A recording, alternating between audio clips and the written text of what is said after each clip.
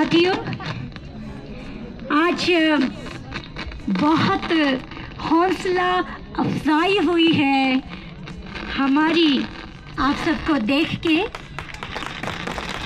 हम पिछले शायद 15 दिनों से ये नुक्कड़ नाटक के माध्यम से लोगों के बीच में जा रहे हैं और अभी जो भी बातें कॉमरेड ने यहाँ कही उसको हम अपने तरीके से लोगों के बीच में ले जाते रहे, कला के माध्यम से ले जाते रहे। वो एक हमारा तरीका था, क्योंकि आप सभी जानते हैं हर व्यक्ति हॉल तक, थिएटर तक नहीं पहुंचता, लेकिन हम क्योंकि हम जनवादी हैं तो हम इन सारी बातों को अपनी कला के माध्यम से लोगों के बीच में जाकर रखते हैं। और मैं यहाँ आपको बताना चाहती हूँ कि ये जो टीम हमारे साथ चल रही थी, 15-16 लोगों की टीम, और इन्होंने बहुत अनथक काम किया। जो इतने दिनों से ये बच्चे और ये साथ और दूसरी टीम जो है, इनको सैल्यूट है। और इन्होंने जो है इस मैसेज को लोगों तक पहुंचाया। हमने जब इस नुक्कड़ को लिख रहे थे तो हमारे दिमाग में ये बात आई कि महिलाओं को तो हर जगह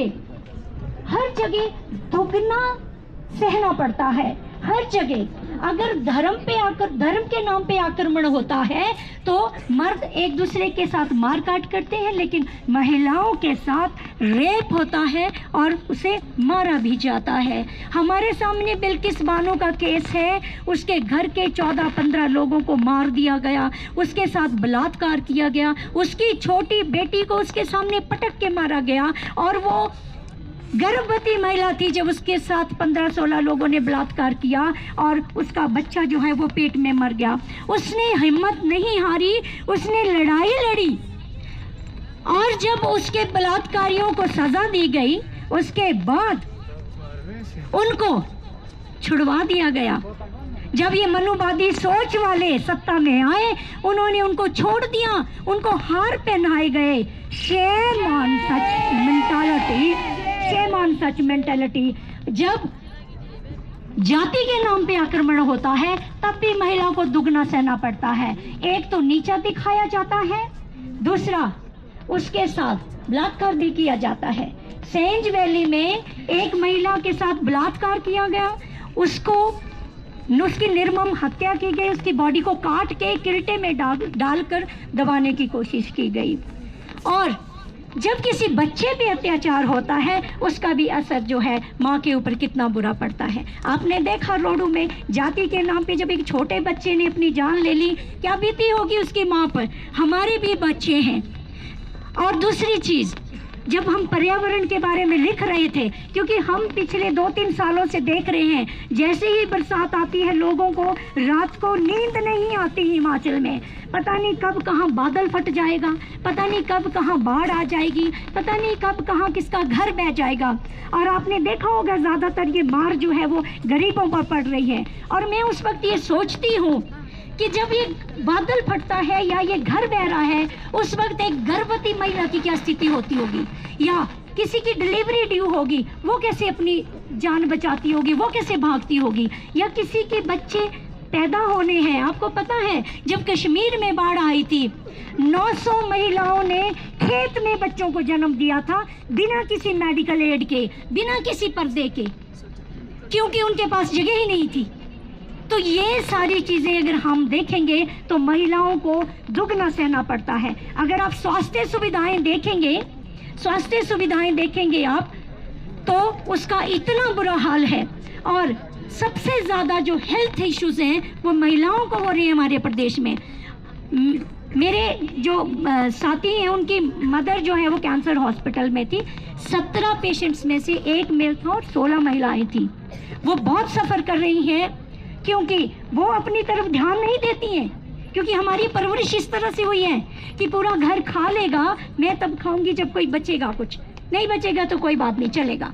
इस तरह की सोच के साथ हम लोगों की ग्रूमिंग होती है, हम लोगों की परवरिश होती है, हमें यही सिखाया गया है। और उससे क्या होता है, हमें हेल्थ इश्यूज होते हैं। और जब हेल्थ इश्यूज होते हैं तो भी हम ज़्यादा ध्यान नहीं देते, कोई नहीं मैं देख लूँगी, कोई बात नहीं, we don't go to hospitals, right, and we don't have much facilities, health facilities, we suffer a lot. और उसके साथ we are facing discrimination in the society.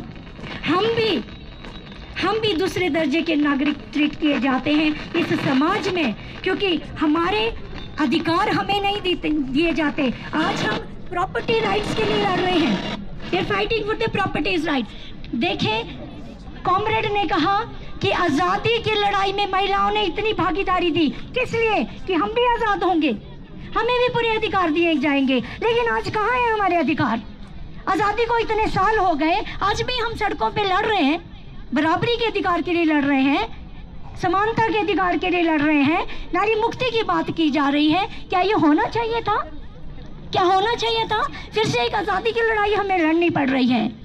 कोई बात नहीं, आज आप सबको यहाँ देख के हमें इतनी हिम्मत मिली है, इतना हौसला मिला है, और हम जो है ये बातें जो कर रहे हैं, हम ये सिर्फ बातें नहीं करेंगे, हम लोग इसको पूरा करेंगे। हम अपने अधिकारों को छीन के लेंगे, लड़ के लेंगे, इकट्ठे होके लड़ेंगे।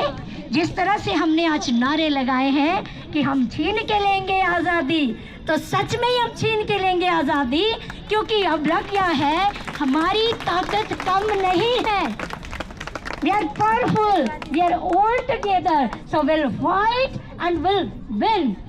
So I don't want to take much time because हमारी कॉमरेड ने she has spoken very well और कॉमरेड ने सब कुछ बताया। So you know I was asked to say something, so मुझे लगा कि मुझे कहना चाहिए, क्योंकि आप लोगों ने ये हौसला जो दिया है कि यहाँ खड़े होकर अपनी बात करनी चाहिए, अपनी बात पहुँचानी चाहिए, सबको सुनानी चाहिए। तो थैंक यू सो मच। और इसी तरह से जो है अपने दिल से एक भय निकाल के जो है निकल आओ बाहर, निकल आओ सामने, चल पड़ो सड़कों पे। ये सड़कें भी हमारी है, ये धरती भी हमारी है, ये दुनिया भी हमारी है, ये किसी के बाप की